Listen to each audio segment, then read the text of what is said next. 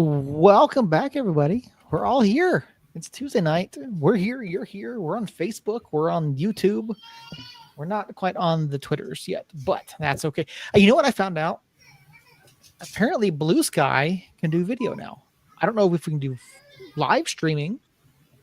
That's something worth looking into. Apparently, they've done something over on Blue Sky, so we can be skeeting live. Oh. Oh man, I did not see that coming. I'm mad at myself for not seeing that coming. I will be looking into that over the course of the week to see if we can skeet live over on Blue Sky. I think you can do that on OnlyFans, can't you? Probably. Skeet live? Probably. Nope. I'm sure you could for the right amount of money. So I was saying, make a little money while you're at it. Oh man, hey, I did not expect to get off the rails at a minute 26. Whatever it takes to pay for our trip to the World Cup next year. So I mean, do what you got to do. We're all here. Andrew, Justin, Josh, already over in the chat. Man, you guys are on it today. So yeah, looking forward to this one. Obviously, we're gonna have a whole lot to get to. Before we jump into our serious discussion, I do have a question for you guys. Now, over the past couple of years, we've all moved due to one circumstance or the other. You didn't have to try to sneak because you just needed to be quiet. That's all I said. Just see a hand sticking up behind my back. Yeah. Now, and obviously, Jacob, you and I have talked. I've moved a couple times for reasons, and I've asked for help. And this past weekend, I helped a friend move. Have you ever helped a friend move and then they never return the favor? Isn't that the worst? Like help you move also? Yes. Or I don't know. Or at least provide sustenance while you're in the middle. That's what pizza and beer. At least, at least. Essentials. Okay. See, Christina, you always have your background blurred. That background is beautiful. Thank you. Why would you blur that? I don't know. I think default, because I use the camera for work stuff too, and so I got at least for work pretend to be a little professional. Gotcha.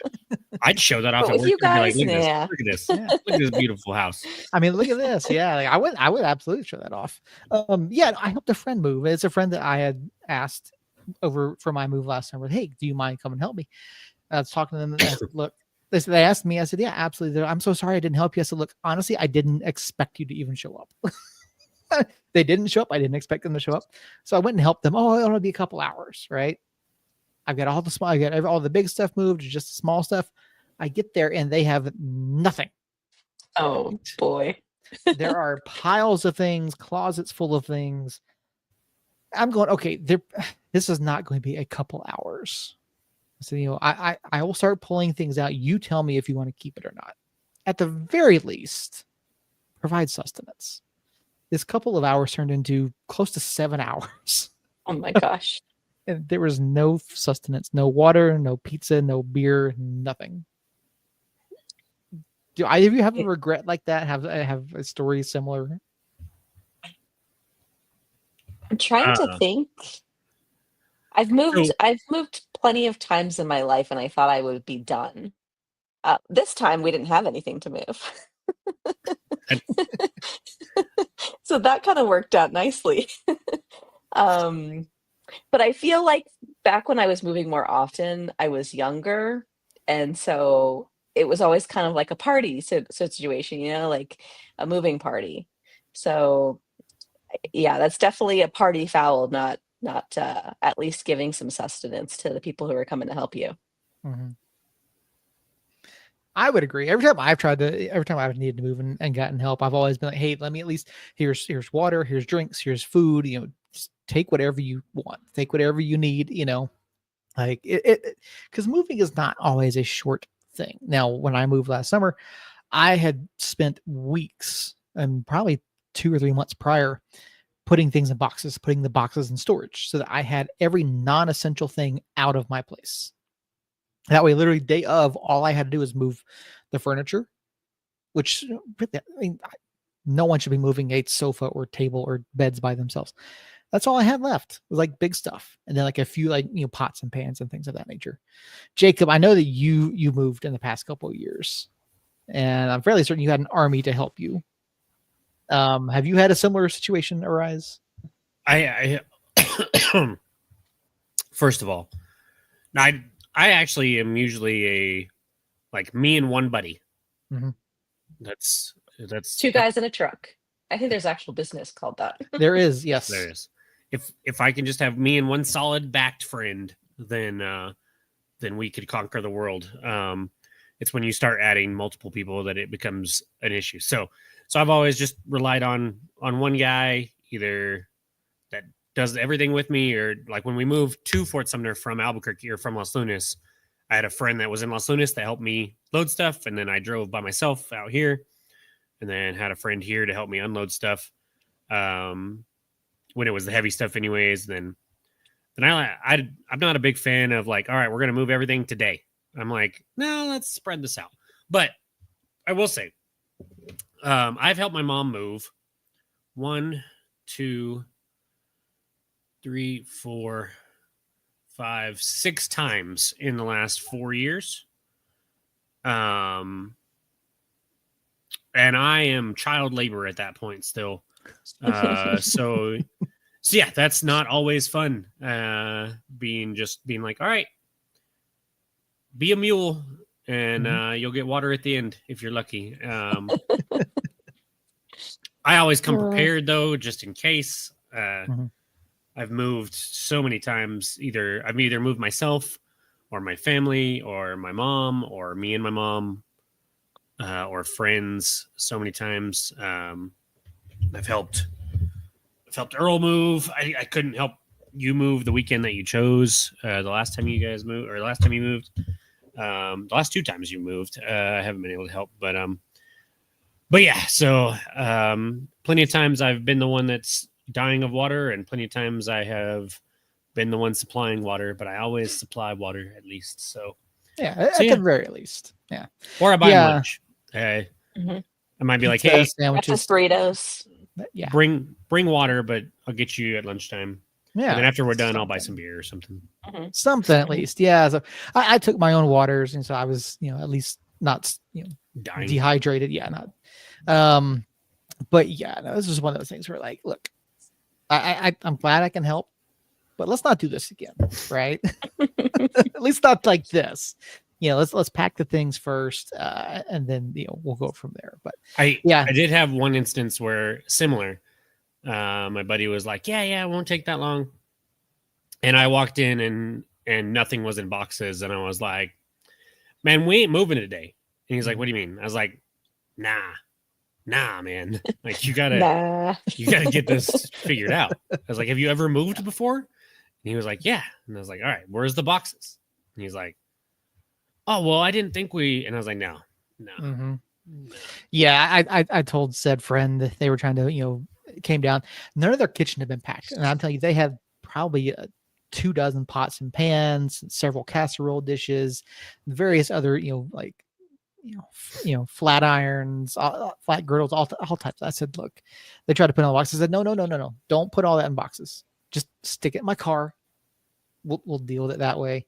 And then they were cleaning out the back of their property, small fenced in area.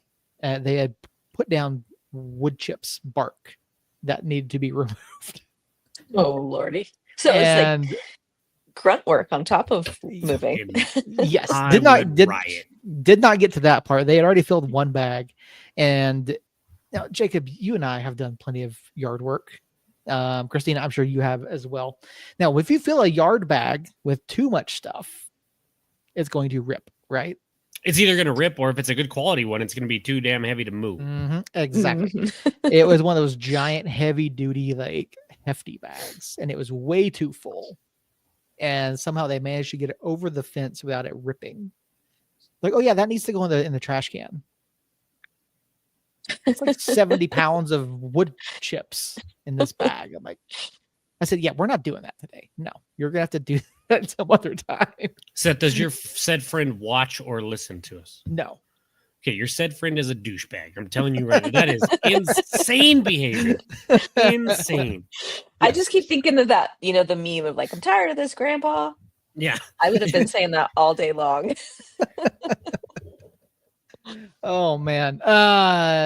So Josh, thank you for pointing out. I got that from my fiance. It came today. It's half done. I do have more to put together.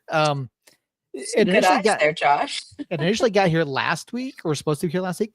It was delivered to my front patio and then was stolen off my patio before I got home. No. The package was still. So yeah, there's a whole thing here. I've easily had like $200, $300 worth of stuff stolen off my patio last week, including after that package got stolen. I bought a camera. I bought a doorbell camera from Amazon, had it shipped. That got stolen before I could get home and install it. Yeah. Next, you got to do the like the glitter bomb sort of package, the decoy. Something.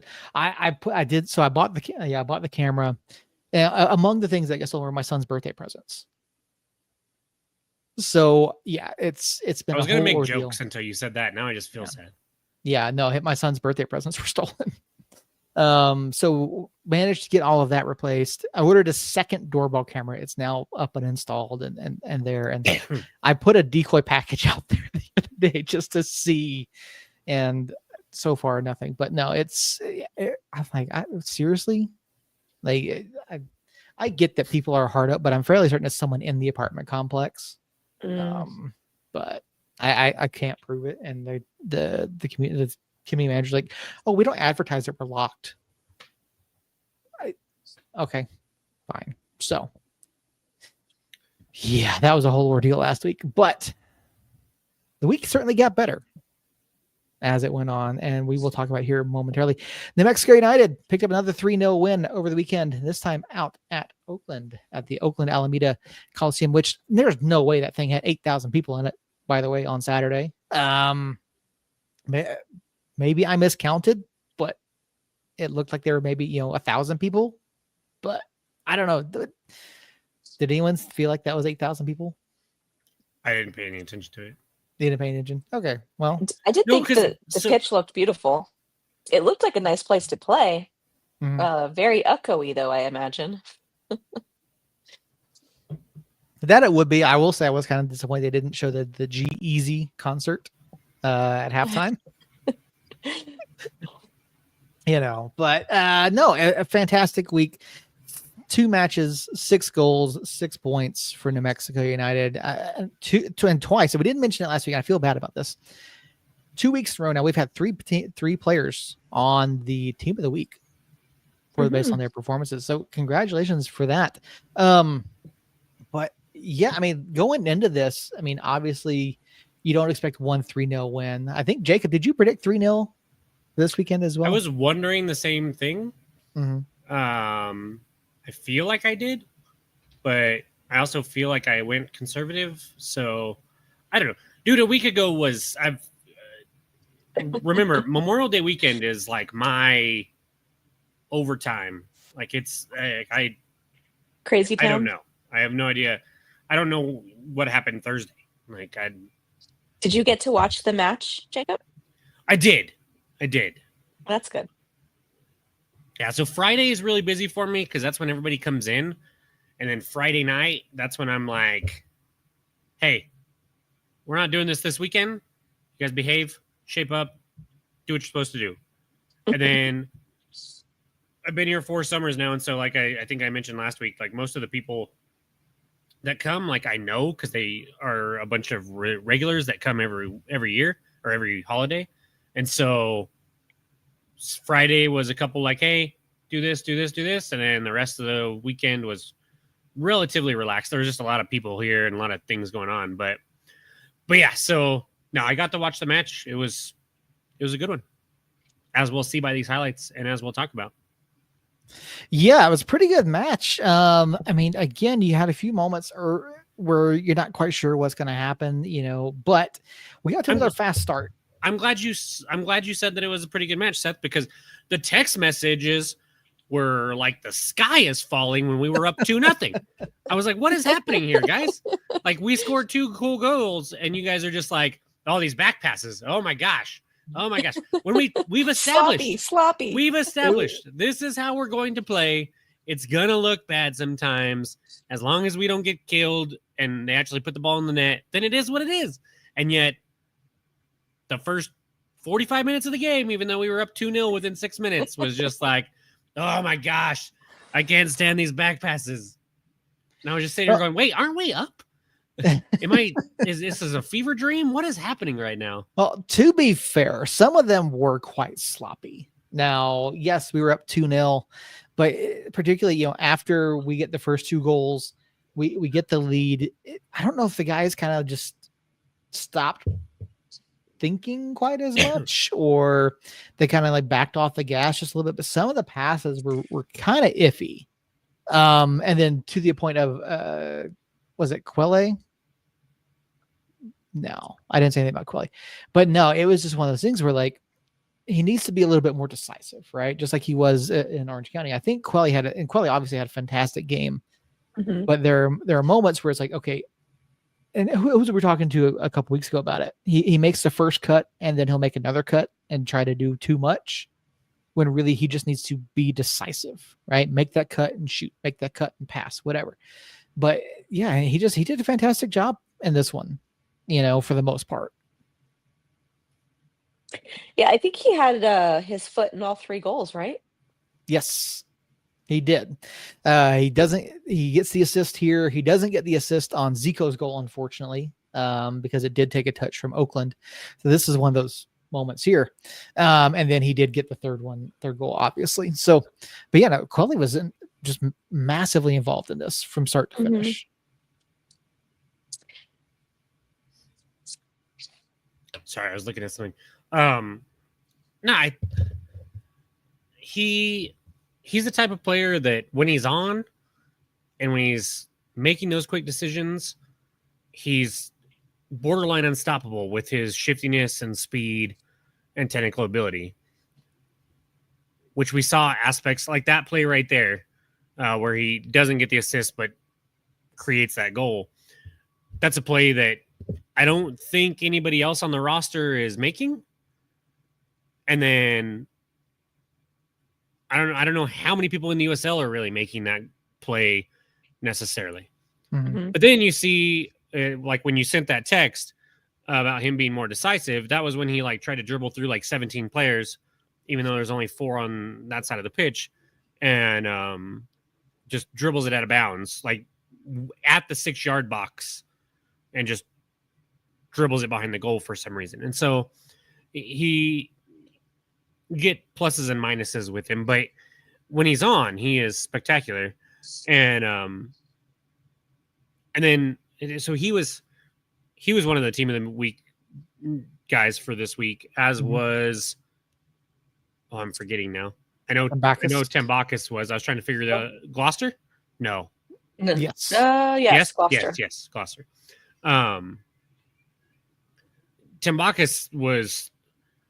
So now we've gotten 2 clean sheets back-to-back games with 2 different goalies, and both of them have made tremendous saves. Both of them have named team of the week the last 2 weeks. And I don't know, to me, this game, yes, Oakland had those chances at a sloppiness or like the last chance that we just saw was a tremendous pass to break lines. And then this ball here was spectacular. But Tambakis just comes up big, and then in one of the other ones, they kind of get behind. But I've talked about it before. The 2 center backs do a really good job of driving those position players to the side, and then Tambakis comes out, shuts down the angle, and then the defender's right on their back so that they can't cut back and go far post. And so it's just really good soccer and really good. Just everything here, like he really, there's another moment there. Yeah, should have been quicker and shot that. That save is up for save of the week as well for Alex. The one on the cross. I knew he got nominated. I didn't see which one it was. Yeah, it's that one where the player was right in front of him. Yeah, in the box. Yeah, and I will say you're normally right when it comes to what Talon and Kalen are doing to forcing him outside. But in this match on Saturday, Prentice it was either Prentice or Wilson, primarily Wilson through the middle, and you saw Prentice make some runs too. He was he just stayed central. He just stayed there, and he beat them multiple times. Yes, on those through balls. Those through balls are a different story because usually when we get a breakaway chance, it's because we're playing a really high line and they've got time to make up space, or because of a turnover in the back. There were a couple times that turnover happened in our half, or not in like this middle ground, and then the quick pass broke a line through the middle. It was different than other issues or other things that we've had, other chances that we've had. There was really just the one highlight from this one where he kind of forced him to the right and made him make a play. The rest were really good balls. I'm going to disagree with Justin over here. Oakland is way better than Miami was last year. Like ridiculously better than Miami was last year.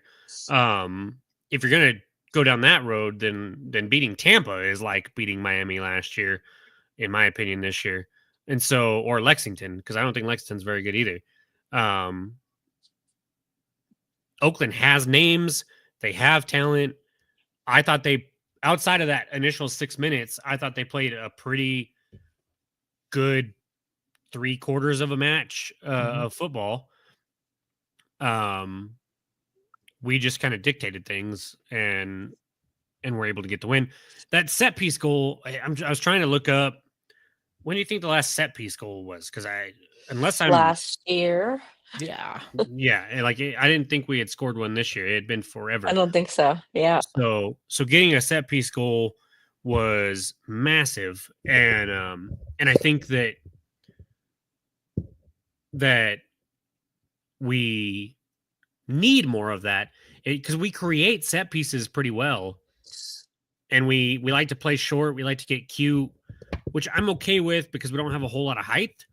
But there needs to be some scoring either directly off of free kicks or by recycling a free kick or something. And so getting that is huge.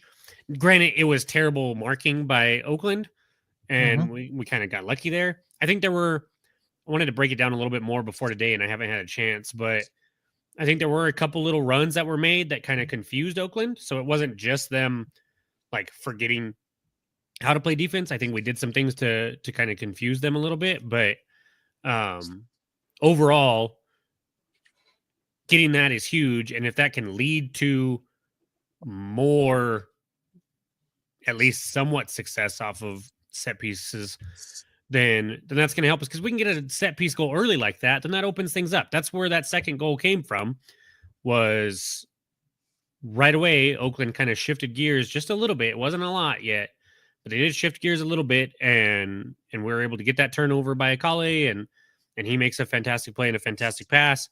Nabil Hackshaw had a atrocious game.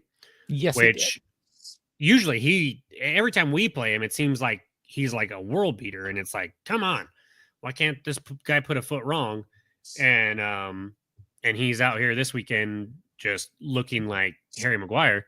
And so yeah, all in all, I don't know if we could ask for anything better. David, I think everybody would agree scoring goals is pretty cool. And the fact that we've done it with so many different players. Goals. Yes. Three more players each with their first goal of the season. I believe it's the first goal in 2 years for Chris Gloucester. If what they said on the broadcast was correct. So some interesting ways to do it. I thought I could have sworn Akale had one already this year, but yeah. It was interesting to see. I'm glad to see Akale really, having a good, pretty strong performance for the most part. Obviously, he had the sketchy moment there in the 69th minute, going down non-contact in the middle of the pitch. Like that was. I thought he was done. He immediately grabbed that knee. I thought he was done. I was scared. That was really scary. Yeah, I was not happy. I wasn't sure about And that, then all of David. a sudden, it was like he was fine. Yeah, and then he was Phew. back up. Yeah. Soccer, right? So Yeah. he said Gloucester had an Open Cup goal, which I couldn't remember. I know Bailey's had Open Cup goals. Because they said Bailey didn't score for us last year either, which I knew wasn't correct as far as like City game. all together, but in a league game, I assume they were probably right about that, but they weren't right about everything. So who knows? Yeah, Yes. I think more goals. We're never gonna like we talked about this last week, right? When we talked about the roster and needing a number 9 or something like that. Like I thought Among affected this game, even though he isn't on the score sheet, isn't anywhere really near those scoring plays. He still had a fingerprint on the game, not a giant one. I'm not saying he was like player of the match or anything like that. In fact, I imagine he was probably rated pretty low, or by what's that, foot mob or whatever metric you're gonna look at. He probably wasn't rated all that high, but I think that's what we're gonna get from our 9s. Yes, Hurst had scored some goals before he got hurt, but all in all, we're not looking to our number 9 to score. And if we have more mouths to feed on the goal portion side of things, then we're going to be better off for it. And like Zico and Akale should score more goals than they are. And so it was great to see them get off. And anything Gloucester, Lindsay, Herbert, Ryden, Maples, anything they give you, Jabang, anything they give you, Zalalem, anything they give you is going to be just the cherry on top of everything. And so yeah, just things you love to see for sure. Among was the lowest rated according to FOTMob. He did have a 6.2 rating. Yeah. So I mean, yeah, it's good to see. I would still love to see him get off the mark, get something going. He just seems highly inconsistent at this point. He's not really. I don't think he's getting enough touches. He's certainly not taking enough shots, in my opinion. And I would love to see more out of him. But he certainly did have an impact on this match, which is good to see. Helping create opportunities. He did have a couple looks. I think back in Orange County, he had that one go off the crossbar. Like it's tough when stuff like that happens. But I think he is fitting in. He has scored. Yeah. Yes. Yeah, I feel like his confidence is definitely growing. Like he's looking more comfortable clicking with the rest of the squad. Zalalem, on the other hand, I feel like has been so hot and cold. Space Kid would not be pleased to hear me say that, but I feel like I feel like he reminds me of Sergio last season. Like he's afraid to have the ball and just wants to get rid of it and then turns it over. But when I look at Rivas was always at his best when he was getting the ball, turning, attacking on the dribble, and spraying out from there. And I feel like that's what he was asked to do, and he wasn't doing it. With Gideon, I feel like as that lone pivot in that number 6 role, that's not what he's supposed to do. Like he's essentially another center back there to just kind of move the ball around, and then when something opens up, that's when you attack. And I feel like he's done okay there. I feel like he's done pretty good there at times. Not every time, but at times. And so, I don't know. I haven't been like happy with him necessarily, but I also haven't been like Rivas last year was a glaring hole in the middle of the pitch to me. And I don't feel that way with Gideon. I don't feel like that with really any of our guys. And so he's an upgrade over Sergio last year, in my opinion. And I don't think he's asked to be that attacking presence or to push the ball forward, because that's just not how we're playing most of the time. I do feel like, so when I talked to Space Kid before the season, his biggest thing was like, hey man, when Gideon's asked to defend, he can kind of shut off. And I feel like Gideon's defended fairly well, especially for being that lone pivot in that number 6 role. And I mean, he has not been Hosu by any means back there. He hasn't been Bailey, which is kind of funny because Bailey's on the pitch a lot of times. Gideon is too. They just have him up higher for some reason. And so yeah, I think I just want to see his confidence. It just needs a spark. Like the last match, I guess it must have been, well, who did we play last? Orange County. Maybe Orange it was County was Orange before Oakland. County. I feel like he had kind of a rough match, and then he had a really good match, and then I feel like this last weekend was a little bit rough again. It just feels like the confidence just isn't really quite there yet. Just not comfortable on the ball.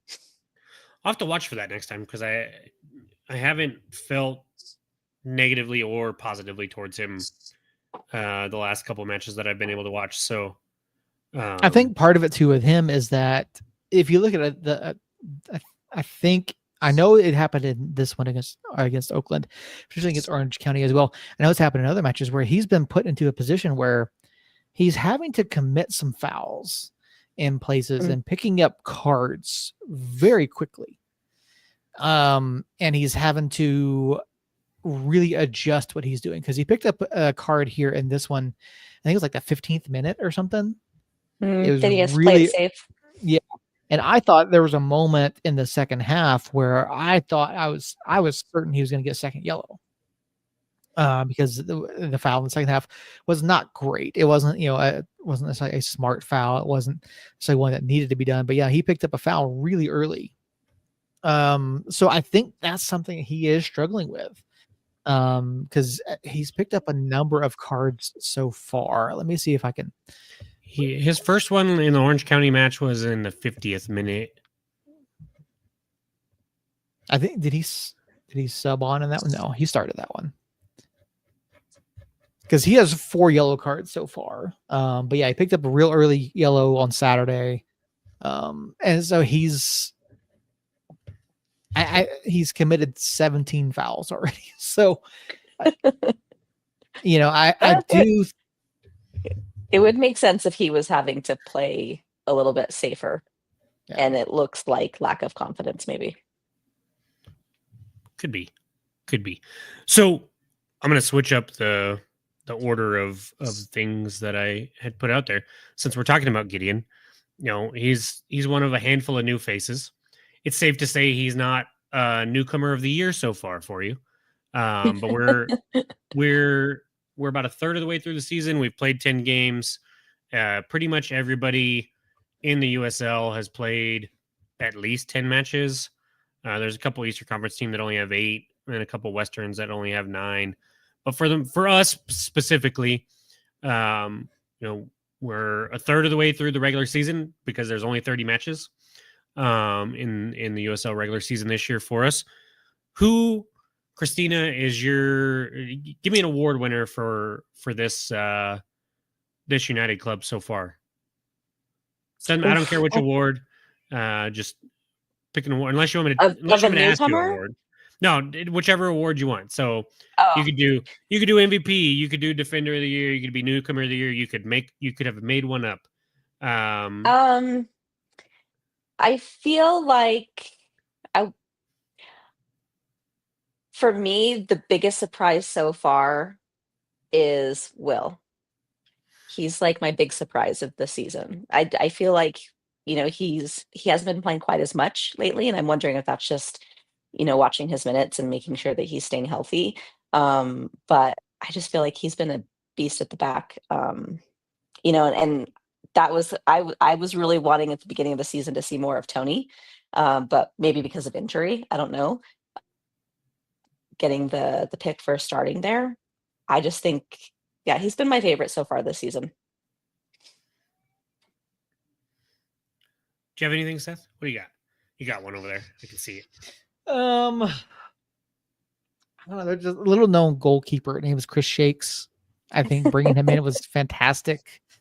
Stepped up in a pinch. No, I just, I look at the way that this roster's come together, and you look at when you talk about the newcomers, obviously McKenzie's had some good moments. Among isn't quite there. I don't think he's quite my newcomer of the year. Jabang, I think he's suitable replacement for Nanan Hosu. I wouldn't put him as my guy though. I mean, I think from an impact standpoint, for me, I'd say Pandeka. Pandeka's been, when he's been on the pitch, he's been good. I've got no complaints about the way he's played. I think he's contributed well. He fits in well with what the guys want to do. He puts in 100% effort all the time. Pandeka's it for me. I've debated Pandeka. I agree with that. He was nowhere near the top of my list. Like, I probably have 3 or 4 guys at least above him on the newcomer list. I mean, he had one really rough match. Was it El Paso? I think he even got taken off like pretty early. But aside from that, especially leading up to the injury, I felt like he was just like a shining star. And I think maybe that's why. So when I think of awards like this, especially this early in the season, I think of, like, I think minutes played has to come into effect, and I think it's okay this time of year to be like a little more biased towards recency. And Pandeka hasn't played bad since he came back from injury, but he also hasn't like jumped off the pitch to me. I think as far as newcomers are concerned, I look at Lindsay, I look at Fernando, I look at Jabang. Fernando, I can't give it to because he's not finishing well enough for me. He has some goals. I think he has 2. But he's missed a couple sitters, had a couple bad touches that could have been leading to a sitter or at least a solid goal chance. And so he's getting himself in those positions at least, but I just can't do that. Lindsay took a while to get integrated, coming into camp late. I think he was announced like the week of opening. No, the week before the opening preseason match, because we saw him when we were there. And so I have to agree with Justin. I think Jabang, I don't think he's anywhere near a Hosu replacement, actually. Like, he is not being asked to do really at all what Hosu was asked to do. He's getting forward way more. He's a true like box to box guy instead of Hosu kind of being that Zelalem role like we were talking about, that number 6 that only gets up when he sees a chance. But Jabang still has the talent and the speed and the physicality to get in there and break up an attack before it starts. To do this and to do that. And so none of the guys have like jumped off the page that are new, but Jabang is a guy that I look at and go, yeah, I think that's what the heck is going on? I think Jabang's filled that role a bit, filled that Hosu role a bit better than Zelalem has, because of what you see, the result of how he plays, if that makes sense. I think what he's doing is more impactful than what Zelalem is doing. And while he may not necessarily be getting forward as much as Hosu was, I do think that Jabang has been suitable, particularly, playing defensively and then going forward. But I just, like you said, Zelalem to me is just a lack of confidence, a lack of, I don't know what it is, but he's not quite there. He has moments where it's okay, like it's a really good touch, it was a good move, but it's not 100% for me.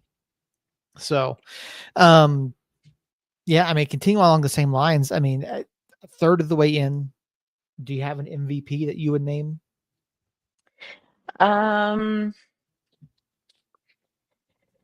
My knee-jerk reaction for MVP is Maples.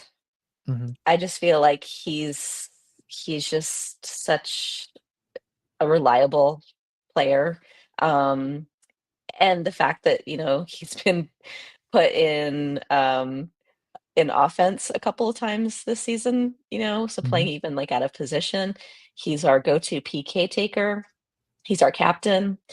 Um, so yeah, he's my MVP for sure. He was my Oh, MVP last year too, I think. probably. I think he was. Yeah. I mean, he certainly deserves the accolades. He Hmm. does. He's team of the week this week. I think he had team of the week last week. Oh, he didn't get this week. He did it last week. Um, I feel like he's a player that I would be fearful of being poached. oh, I wouldn't be surprised at all. Hmm. If we got offers, if we're not already getting offers for him, I would be very, very surprised. And Maple's obviously a really great shout there. I think a lot of people will agree with that.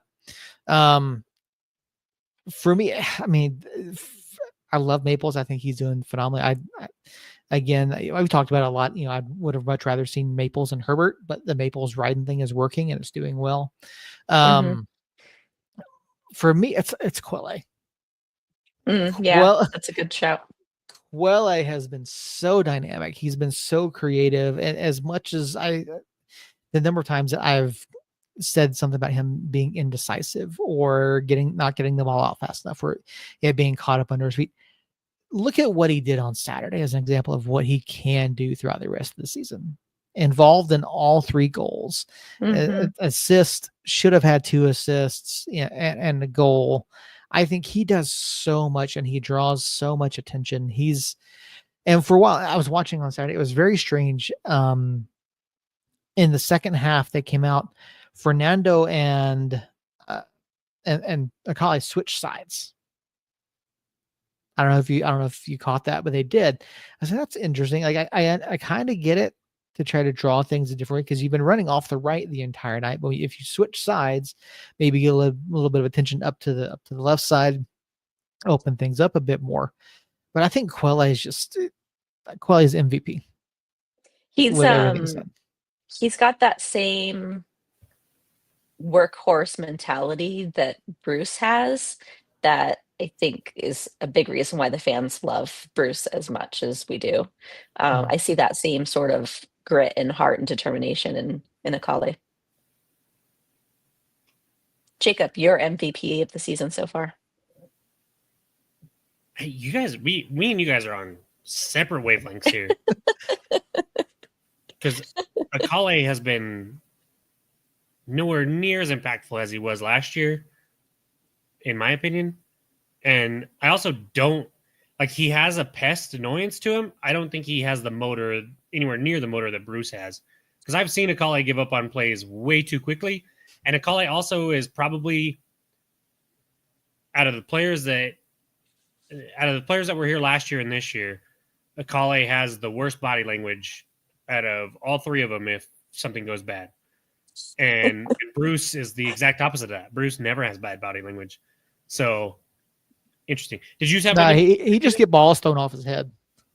Yeah. Did you name My yours? MVP was Maples.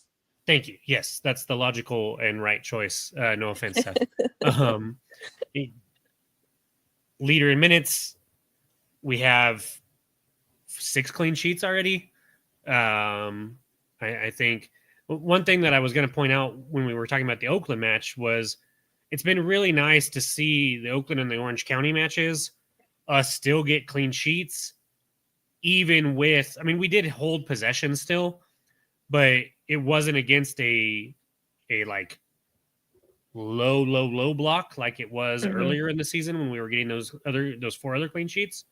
And so Hmm. to see back-to-back clean sheets on the road against teams that weren't necessarily parking the bus and in matches that we score relatively early, I think those are both huge results that really put my mind at ease when it comes to, well, is the defense just defending well because the other team's not trying to attack other than on the counter? And so we're limiting chances and playing defense that way. And I don't think that's the case anymore. After the El Paso and Phoenix matches, I was a little concerned, especially having not watched those matches as closely as I usually do. I was very much like, okay, well, what exactly does this mean for our defense? And are we going to be able to defend at a high level and get clean sheets throughout the season? Or is it like a longer version of last year where we come out against Pittsburgh in week 1 and we get a clean sheet, and then we go to Rhode Island and we keep a clean sheet for the majority of the game and then give up a late goal? So is the defense really that solid, or is it just getting lucky for a few matches in a row? And I think after 6 clean sheets in 10 matches, we're just a pretty damn good defense. And when I think about a pretty damn good defense on this team, I think it starts with Maples and Tim Bacchus. And so you can make a case. I know one of those clean sheets was Shakes last week against Orange County, but I could pretty easily make a case for Tim Bacchus being the MVP as well, because we leave him out on an island a lot. Like you've seen it with the amount of saves that he's had to make, and a lot of one-on-one saves that he's had to make, and he's done it. And so since Christina went Maples, that's who I was leaning towards. But I'll throw my hat in the Tim Bacchus ring, because I think he's been, as far as a saves, from a save standpoint, I think this is probably his best season with United. And he's made some spectacular saves in the past and saved us for a few things here. But no, when you look at United, I don't know how you can give an MVP to an attacking player when there hasn't been like one guy that really like stands out. And when you look at like, okay, how many goals do we have? Like, I don't know if you guys know this, but El Paso has a shit ton of, I don't remember what the number was, but I was watching that El Paso match, and they have they're mostly the coaches' kids, right? Yeah, Andy has 9, I think. I feel like they'd be pretty lost without him. They only have 21. I thought they had more than that. So almost half of their goals are yeah, just about. What is it? Cabrera? Andy Cabrera, yeah. Were you trolling him, or did you not remember? No, I was not remembering. Okay, I couldn't tell.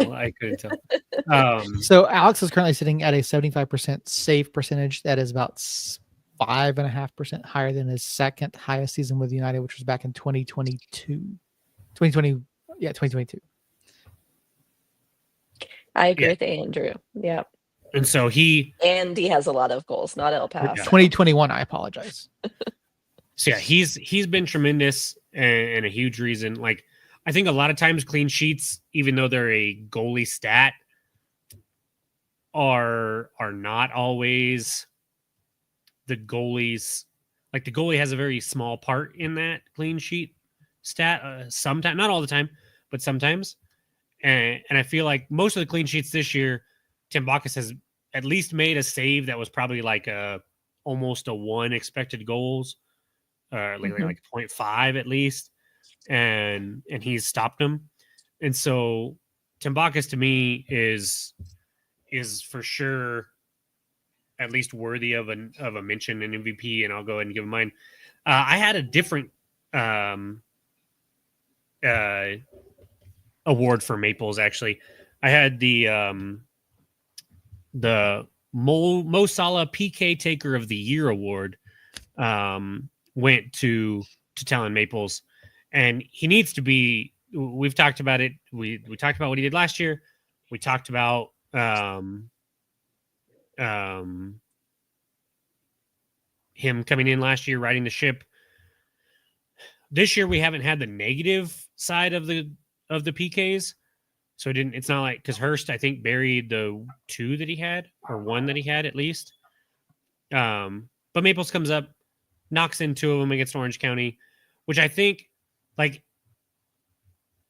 had he not, Like, had he come up to that Orange County PK and missed that first one? Like, are we having this conversation? Like, are we sitting on back-to-back 3-0 wins, or do things kind of spiral after that miss in Orange County, and our whole last two games kind of could have spiraled? So I love Maples. He's by far my favorite player on the team right now. I mean, Bruce always has a place in my heart since he's a year one OG, but as far as guys getting minutes this year and just personalities on the team, Maples is the man for me. As the second most minutes played, Are you gonna say Collie? Collie. Oh, Okay. So here's my thing with the Collie. I wanted to bring it back up. I'll get on my little soapbox. No, we're good. We're good. I just you brought up the whole thing about minutes played and all that kind of stuff. Who's second? Who's second? Collie. I just said that he, like, the defense has been really good. Yeah. Maples has played every minute. I don't think that's a coincidence. I do like Space Kid's shout out that Ryden has been awesome this year, except for that set game. Ryden coming back from that suspension, and then Herbert. Obviously, I think he's getting a lot of minutes because Herbert's out. I think when Herbert comes back, Herbert will get some minutes. But yeah, I just think that Maples has the most minutes, and they've been more impactful in my opinion than Akale's. Akale just hasn't been as good as he was last year. He hasn't been as dynamic. He had a long stretch there where he was just not good, in my opinion, and got benched for it. He did not play for a couple matches in a row, or at least didn't start for a couple matches in a row, and I think that was because he wasn't performing. So yes, I did say recency bias is okay, and he has looked better. Obviously, he's coming off the game of his game of the season right now, so I get that. I don't know. I think there's a handful of people. Like, I'd almost put Jabang over him as MVP because Jabang does a little bit of everything, and he hasn't had a bad game in my opinion, like Akale has. But no, I really doing this. I'm kind of looking through that stuff.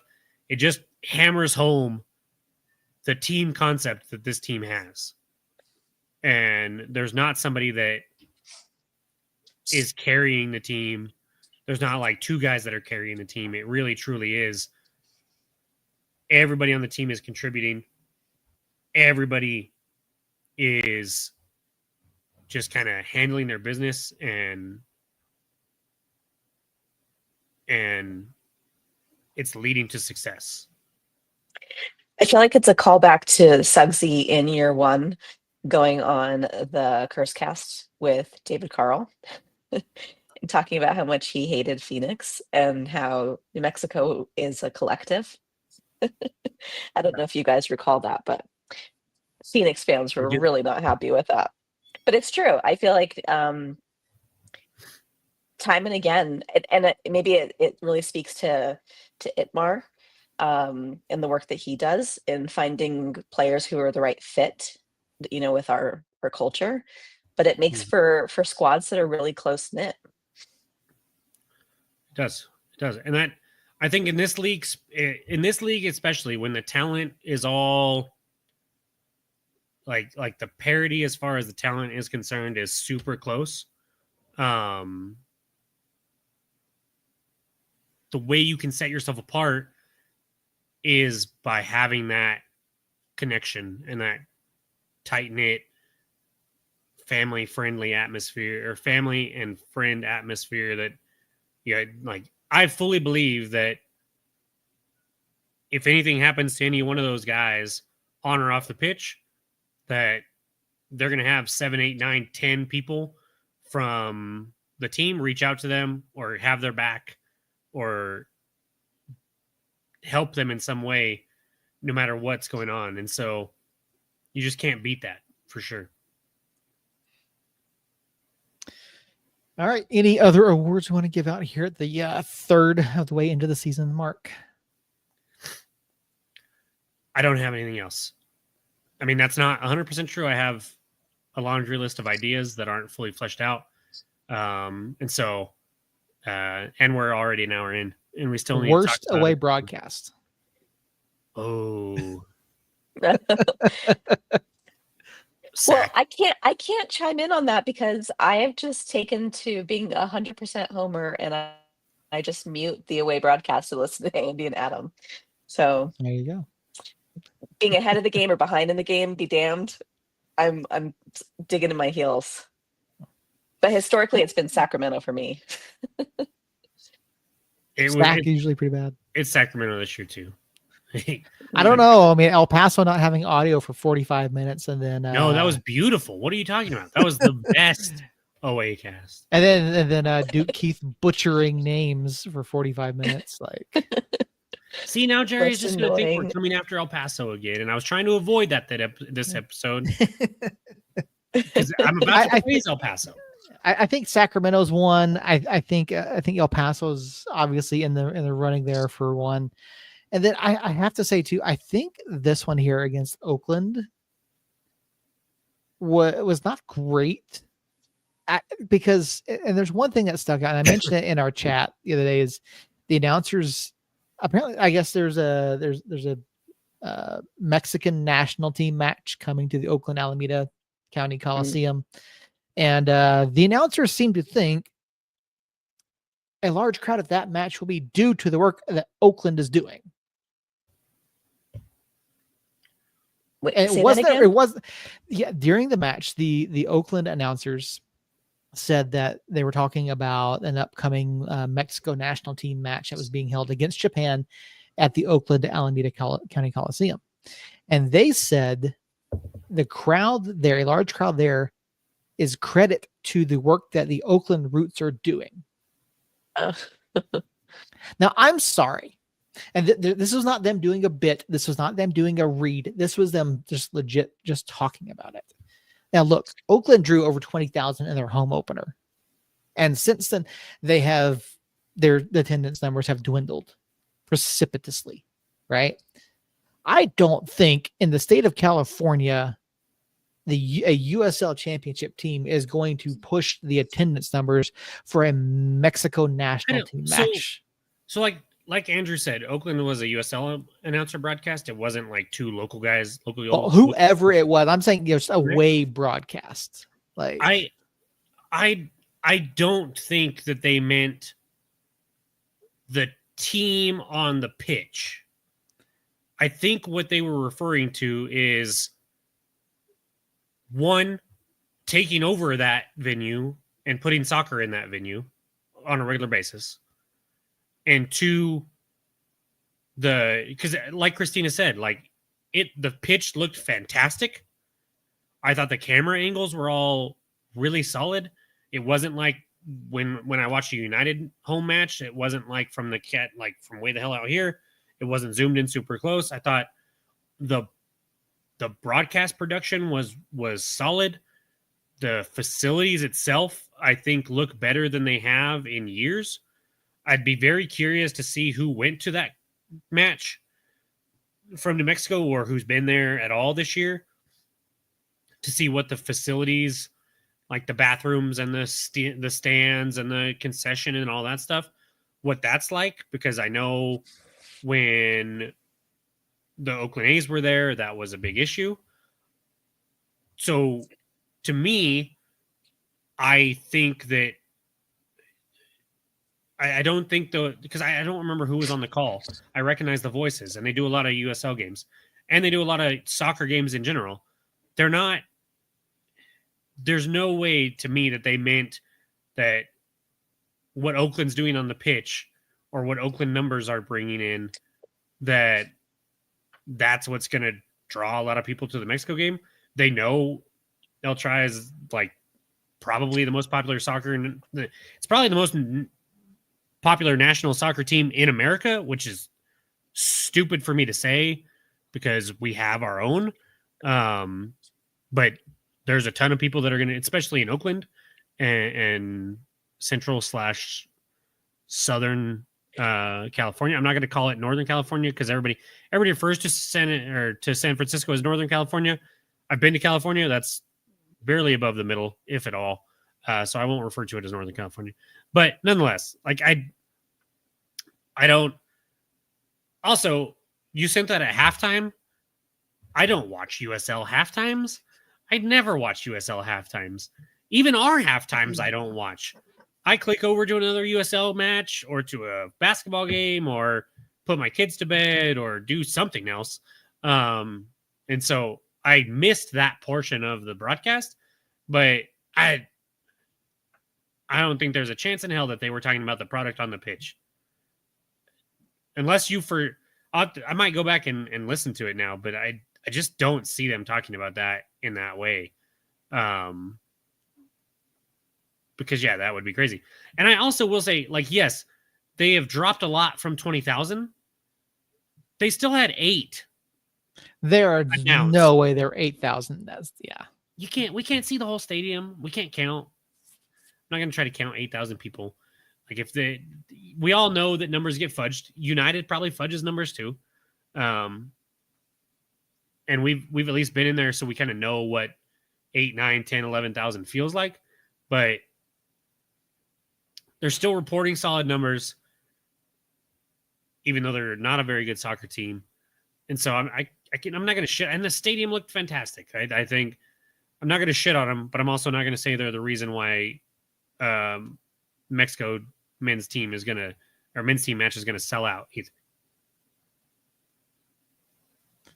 I will say the United traveling supporters certainly got hurt on Saturday night. So we can say that for sure. Now, Jacob, you said something about you wanted to fluff up El Paso. I do think that they are a one-man band with Andy Cabrera scoring all the goals. But the West is just not good. And so they're currently sitting second, right behind, 2 points behind us, but we do have a match in hand. They're 3 points ahead on third place, Tulsa, San Antonio, Monterey Bay combo. Tulsa does have 2 matches in hand on them there, though. And we talked last week about who we thought the biggest threat would be in the West. Who would win it if it wasn't us? And after another round of matches, is it El Paso?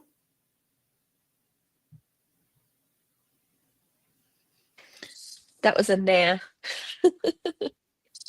So who is it? Because I don't know if it's El Paso either, but I don't know who it is.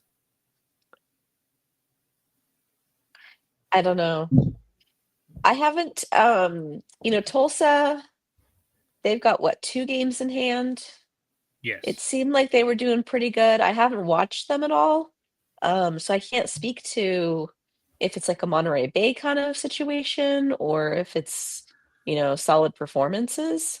But they obviously stand out to me based on where they are with 2 games in hand. San Antonio's been very 50-50 wishy-washy.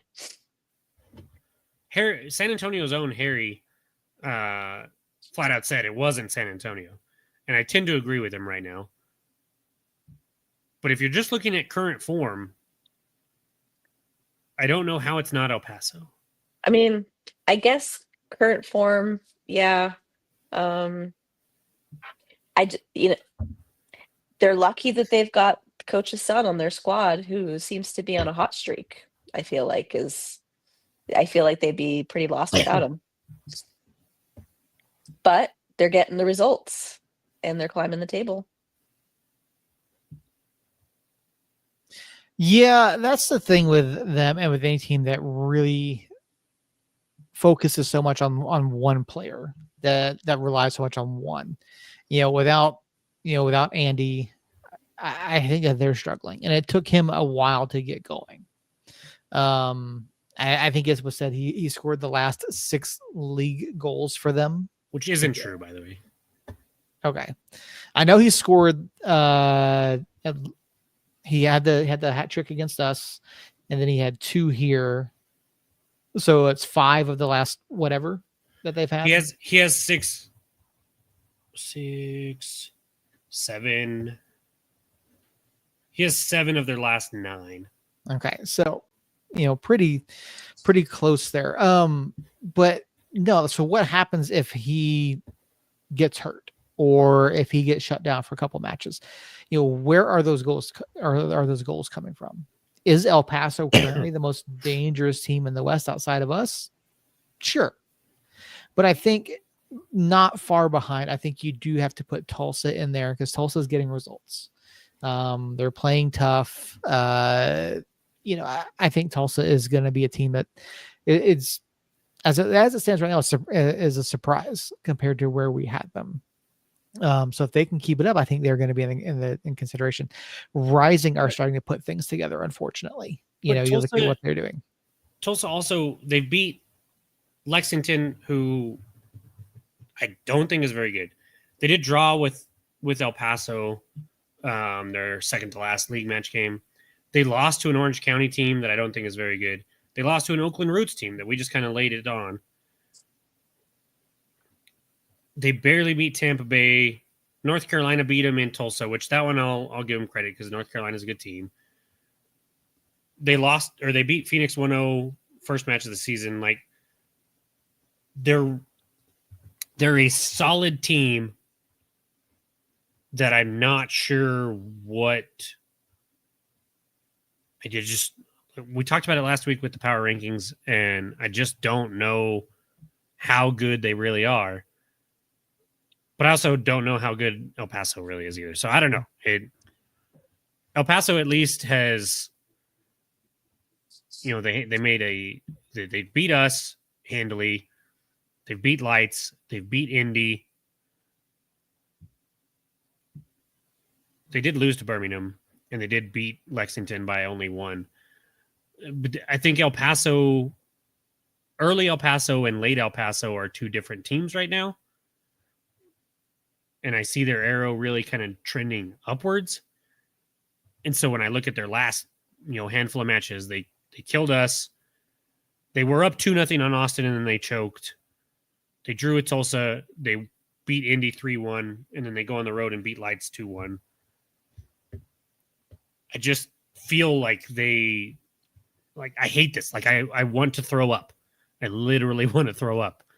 I just feel like they're kind of, it's like us, them, and then the rest of the West right now. And that could change. I mean, it will change. I'm almost positive because it's the West. But right now, as we currently sit, I look at that and say, yeah, like obviously it's easy to look at it and be like, yeah, they're right behind us in the standings. So of course they're the biggest threat. But if you just look at current form and what everybody else is doing, I can't look at any of those 10 teams below us or below them in the standings and go, no, I think it's them. I just can't do it. Mm-hmm. I get that. Jerry, I'm not giving them ammo, or Josh, I'm not giving Jerry ammo. I'm saying that they're the threat, and then you have a couple teams behind them. But again, Jerry doesn't need ammo. Jerry makes up ammo. If something, I'm just saying, if something were to happen to Andy, right? If something were to happen there, where do the goals come from? Who does El Paso turn to? Like right now, yes, because they've turned it around from the really poor start to the season, which I think everybody can agree on. So I outside of us, I think looking at the other 11 teams, I think they are the biggest threat right now. But if something were to happen, what changes for them? What do they have to do? Speaking of that rivalry, there's a piece out over on USLChampionship.com where Nick Murray is talking about the race for first between us and El Paso. And I looked at this. I said, okay, yeah, that's great and all. And yeah, we're the top 2 teams right now. I said, but the rivalry's done. We're done. We don't play them again for the rest of the year. Which I think this article does a huge disservice to this article and Nick Murray's premise here. Like I agree that as of right now, it looks like it's coming down to the 2 of us, but you don't have the end of season match against your rival that could potentially be a massive thing. So I think this is, I tweeted out the other day, I said, I think this is a massive failure on the USL Championship to schedule those rivalry games so close. We're not even into June and we're done with the rivalry for the year. I will say I'm actually kind of not, I'm like, yes, I understand what you're saying, but also I don't have to stress about it right now, which is kind of nice. I I get also it. kind of still like hate watch to see that they lose, and when they don't lose, I'm sad. I'm guilty of that too. All right. Well, sorry. Yes, Cabrera has the majority, or not the majority. He has a lot of their goals. Even if you take Cabrera's goals away, like they're only 2 goals behind or 3 goals behind us, even without his contributions. So, and we're tied for 5th somehow in goals scored. I feel like scoring is down this year in the USL. They give Charleston at 25, El Paso at 21, Loudoun at 19, Phoenix at 18, and then us, Detroit City, Lou City, Colorado Springs, North Carolina, Sacramento, all at 15. And so even if you take out his 9, they're still sitting on 12, which would put them tied for 16th, which is bottom third, yes, but I don't like to take all of them. Maybe you bring him back down to earth. Maybe say he has 5 or 6. They're still above us pretty handily. And so he has been carrying them of late. But I do think that they could sustain in a weird West, even if he goes down for some time. Now, if he's missing in the playoffs, I think they're screwed. But as far as the overall, like 20 more games left that we have in this regular season, I think he could possibly rest and slow down his pace, and they still could be right there with us. Potentially. We still have a long way to go. But before we get back into league play, we go back to Jaegermeister Cup this weekend. Another match in the Jaegermeister Cup, USL Cup, whatever you want to call it. This time it's New Mexico United and Phoenix Rising FC. We get to travel out to Phoenix for this match. I was looking at the Jaegermeister Cup standing so far, and obviously over in Group 2, it is us and San Antonio, both on 2 points. El Paso on 2 points. Texoma on 1 point. Colorado has not played yet in the Jaegermeister Cup, and Rising and Union Omaha both sitting with a loss on 0 points. The scheduling of this is really weird. There are 3 league matches tomorrow night on Wednesday, and everything else, including Phoenix. Phoenix plays tomorrow night. I believe they play Las Vegas, and then they play us on Saturday in USL Cup. If we walk out of this with a win, this puts us in pretty good spot going forward in the last 2 matches. I think if you're sitting on 6 points through 2, I think you've got a really good chance of advancing out of this group. Now, we would still have Colorado and San Antonio after that, but looking at how Phoenix is playing, knowing that Phoenix is coming off of short rest on Saturday, what are we expecting? How much rotation do we see tomorrow night against San Antonio or against Las Vegas? And then what do we see on Saturday? Do we see more of a full press? I mean, Phoenix is already behind the 8 ball here in the quest for silverware, and really both competitions. But what do you did they make the decision to prioritize one over the other? No. I mean, if they do, it's league play still. But no, I think yes, they have to play Wednesday, but a Wednesday, Saturday turnaround when you're not in the Open Cup. Yeah. Well, Vegas is on the road, but okay. Vegas and Phoenix, I mean, it might as well be the same place. And so I don't, they have Wednesday, Saturday, and then they don't play till the next Saturday. So I think they're probably going to put out top tier lineups in both matches. Just like, because we did this, the first USL Jaegermeister Cup match of the season, we had Monterey Bay at home on Wednesday, and then we turned around and played Union Omaha at home on Saturday. and our lineups were both top tier lineups in my opinion. So I think unless you have like a ton of matches in a row or a lot of travel or something like that, I think you don't have to pick on prioritizing one right now this early in the season without a lot of schedule congestion there. And so now I think Phoenix comes out, tries to win both matches like we did the first time out when we played Monterey Bay and got the win and then turned around and beat Union Omaha. I think we'll see just as much diving as we usually do. And I don't think that, being, what are they, second to last, basically, in the group standings. I can't find it now. Yeah, I think they might be. They're not last. No, because we beat Union by 2. And San Antonio only beat them by 1. So I mean, it's hard to lose a match in this and get out of the group, I think, when you only have 4 matches, but I don't think they're dead by any means in this, so I don't think they're going to roll over. They might not. I don't know if they'll go like crazy hard if they're getting their ass kicked, but I think we see Phoenix both times, both matches. We just see what Phoenix is currently, which is a solid team that seems to have bought into the new coaches, at least like they're at least hustling and trying. I don't know if they're like super well coached or super talented. I know they just beat us a couple weeks ago. I did not watch that match, full disclosure. But they're just like it's going to be a typical Phoenix match, is what I'm expecting. Yeah, so that was the Alex Tembakis red card match. Obviously, before that happened, Avevu had put them up 1-0, and then after Alex went out, they did score a second to make that 2-0. But yeah, I think we see better from Alex in this one. I certainly don't think we see Chris on Saturday. No. But yeah, I would hope that there's a fire in our guys going into this one.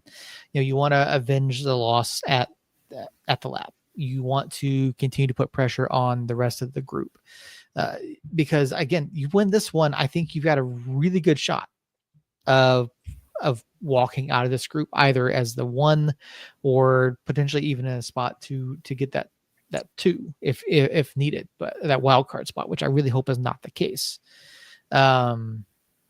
But yeah, tomorrow night, I mean, they do, Rising does have a tough match. They've got Las Vegas, who we know Vegas is not a team that is going to go quietly in any of their matches. So I don't know. I honestly don't think we see a whole lot of rotation for them. Now, I do think that means we do get some tired legs on Saturday. So maybe that plays into our advantage. Obviously, we always think that playing at altitude gives us an advantage here, but didn't work in our favor last time out. So I don't know. And Rising is certainly improved on their start, just like El Paso has. Rising is getting better. They're, like I said, they're buying in. I think this is tough. This is going to be a tough one, and if we see some of the play out of the back like we did against Orange County 2 weeks ago, some of the giveaways in the defensive half, the sloppy passes, things that's going to be big issues against the Rising side that's playing with a lot of confidence. Yeah, I think like back to the squad rotation a little bit, like one thing that I wasn't happy when the USL went from 34 to 30 home matches. Mm-hmm.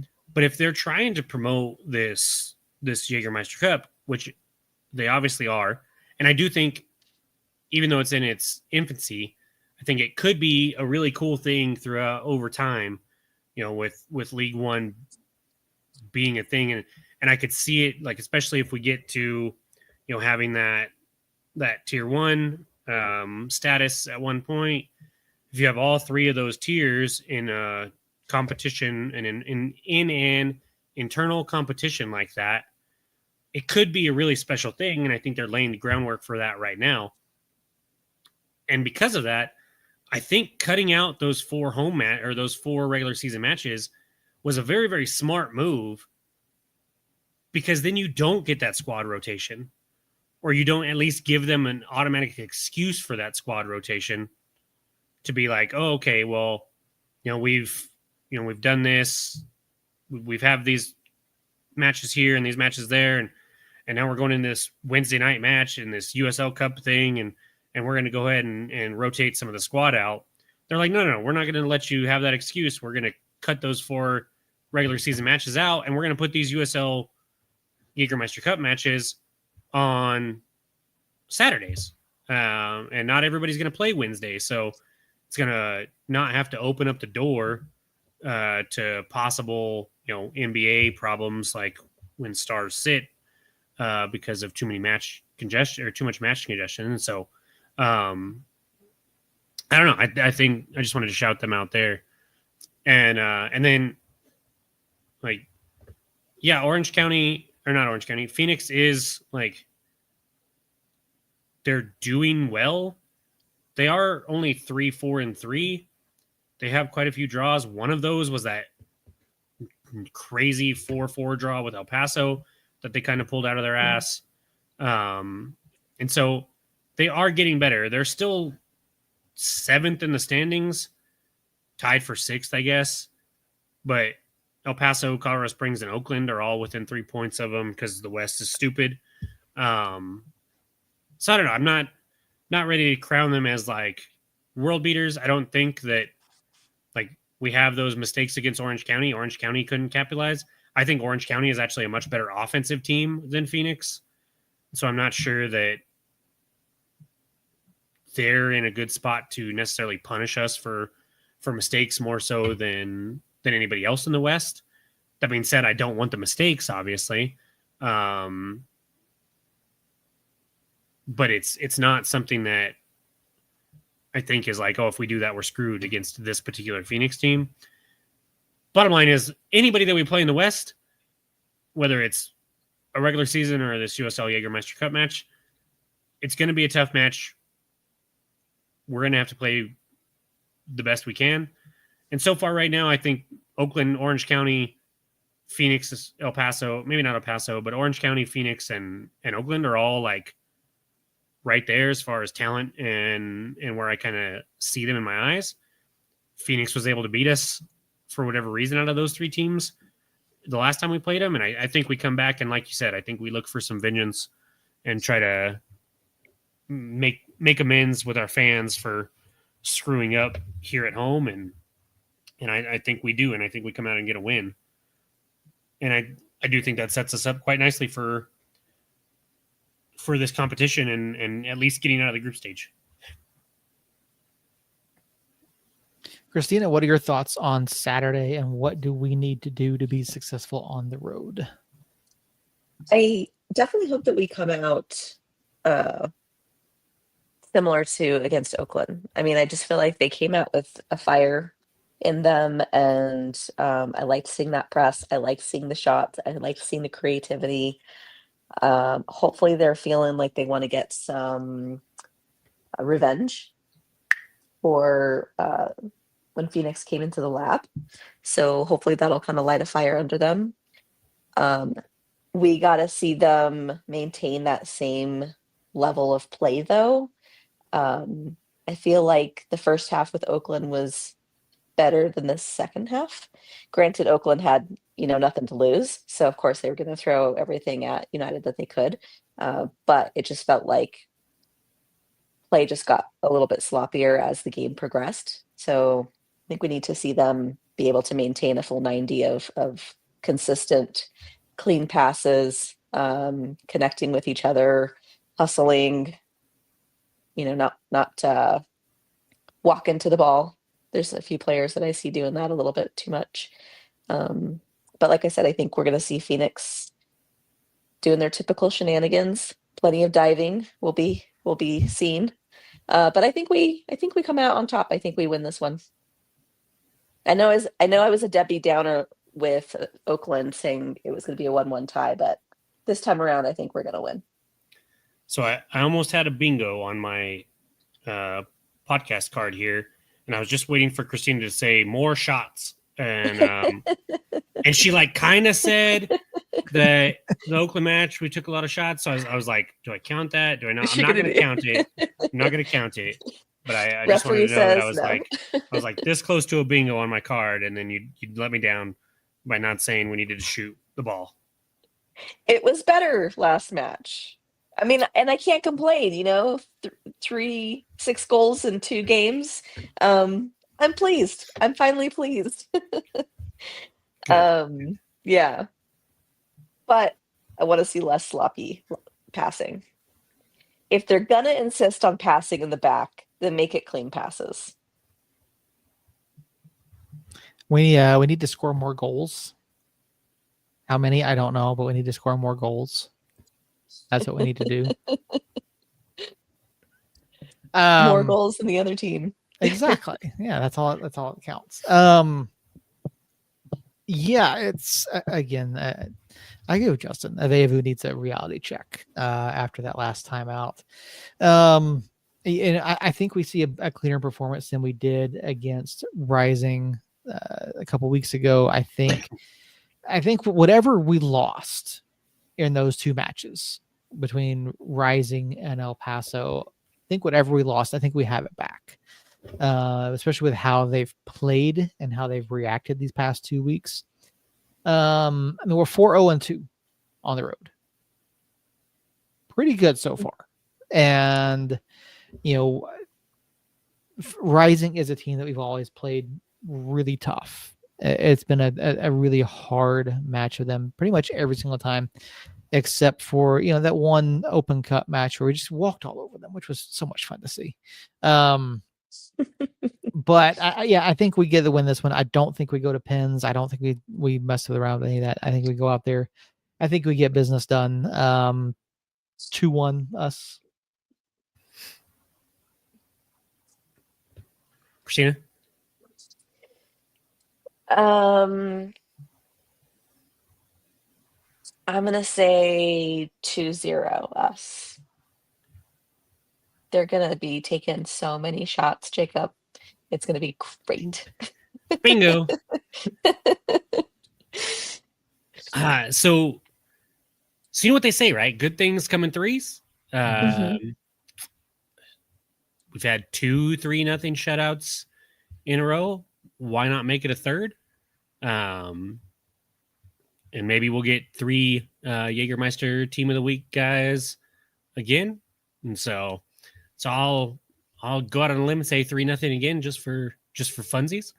And if I'm wrong, then I'll always be like, oh, okay, well, good things come in threes. It's just going to happen the next league game that we play because it was the league games. And so I have that to always fall back on, which is smart. Yeah, who's our next league game up against? Is it at home? Question. Great question. I don't think so. Yes, it is. I was wrong as always. Switchbacks on the 7th. Oh, nice.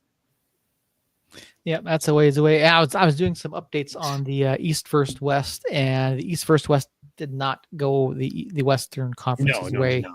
Lexington drew with Tampa, and then Monterey lost to Blue City. So that means the West is now 11, 12, and 9 against the East. Yeah, not great. Odd note I discovered this evening, there are no more inter-conference matchups until June 21st. Interesting. Yeah. For 2 months or a month, huh? Yeah. Huh. In which case there will be 4. Indy hosting Las Vegas, Rhode Island hosting Sacramento, Charleston hosting Phoenix, and Birmingham hosting Oakland. I feel like we're about due for one. It's been a hot minute. We don't have another one until July, I think. I have to double check that, but yeah, so there we go. That is it. That's our recap of United versus Oakland Roots and our preview of United and Phoenix in the upcoming Jaegermeister Cup this weekend. No, we have Riverhounds on 4th of July. That's our next interconference, and then Battery the week after that. So yeah, July 4th, Riverhounds, July 12th, Battery. Go back to back. Riverhounds is away, Battery's at home. So, but yeah, so I think that's gonna just about do us. Do you guys have any closing thoughts? No, I gotta catch a plane in like 4 hours. Ugh, why? I know. Maybe it's not 4 hours. I have to pick up my mom in like 5. Oh, okay. Yeah, so I'm going to be in New York, so I'll be watching East Coast time on Saturday. That's gonna be a late one. I know, I'm a little scared. 10 o'clock Eastern on Saturday. Yeah. Ouch. It'll feel like 8 o'clock though, because you'll be used to it still. That's true. So That's true. you'll be fine. Yep. And New York doesn't sleep, remember? So you'll be all right. The whole city will be up with me. Exactly. Oh, Justin, it'll be Alright. easier for Justin. He'll be West Coast. Oh, Dinner did they time. change the time? I think it's 10:30 now, according to USLChampionship.com. It now says 10:30. Oh, of course they did. At least on our schedule. I thought it said 10 on the actual. It bothers me that they don't announce things, but no, yeah, it does say 10:30 Eastern. So Love it. Love it. USL After Dark, by the way. All right. Anybody else? Nope. Got nothing. All right. Nope. Well, Jacob, get us out of here then. I lied. I got something. Justin says he'll be in the Pacific Northwest. I was in the Portland airport for the first time ever. That airport is awesome. It's small. It's gorgeous. All the vendors in there are all local organ companies. I don't have it with me anymore because I took it to my office, but I bought a Tillamook, little squishy cube of cheese because one, it's the best cheese, and two, I collect those little squishy thingies. So yeah, that airport is awesome. I don't care how you feel about the city, Justin. The airport's awesome. Just saying. That's all I had. So yeah, we'll be back next Tuesday, 8 o'clock, as always, on YouTube and Facebook again. Hopefully we'll be talking about getting 3 more points in the Jaegermeister Cup. Mm-hmm. If not, we'll survive. It's not the worstest. Wow. Ooh. It's not the worst thing in the world. So Josh, Justin, Space Kid, Andrew, I think I saw Mama Christina in there for one message at least. Yep. James she in went to there bed. for a message. So yeah, just thank all y'all. It's awesome to get to do this still. And yeah, so thank you guys for joining us. Thanks, Seth and Christina. Again, if you're listening on the podcast player of your choice, please rate and review us. And if you're watching or listening, follow the Facebook page, follow us on YouTube. Just helps us out. Lets us know that people care. And we're not just 3 people talking to a screen, and a handful in the chat. So yeah, thanks again. We'll be back next week. And until then, love y'all. Somos niños.